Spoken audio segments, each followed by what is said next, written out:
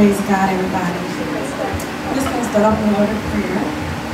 Father, have your way in me, and we decrease as you increase, and make these lips so clear that no flesh glory in your sight. In Jesus' name, amen. 1 Corinthians 14:6 states, "This, brother and sisters, if I should come to you speaking in an unknown language, how would that help you? But if I bring you a revelation or some special knowledge or prophecy or teaching, that would be helpful." I'm going to give you an analogy. So you're sitting outside at the park, enjoying a beautiful day, and a lady walks up to you and just starts speaking in tongues. To you, but to you it sounds like gibberish. And at the end she asks you, "Do you understand? Receive it, my child, and be blessed," and walks off. 1 Corinthians 14:2 states, "For if you have the ability to speak in tongues, you will be talking only to God, since people won't be able to understand you. You will be speaking by the power of the Spirit." And this is what the word says. But sometimes we have our own agenda. Sometimes it's not by the Spirit, but by show. Show can get us in a lot of trouble because it's nothing but fake. Once you start faking like it's the Spirit, so will your prophecy be fake. Because then you'll be prophesying of what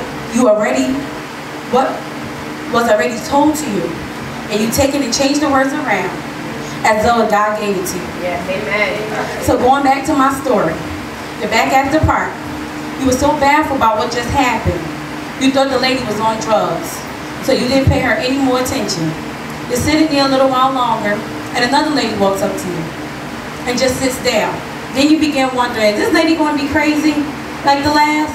The lady begins to talk to you and start prophesying over you and your life.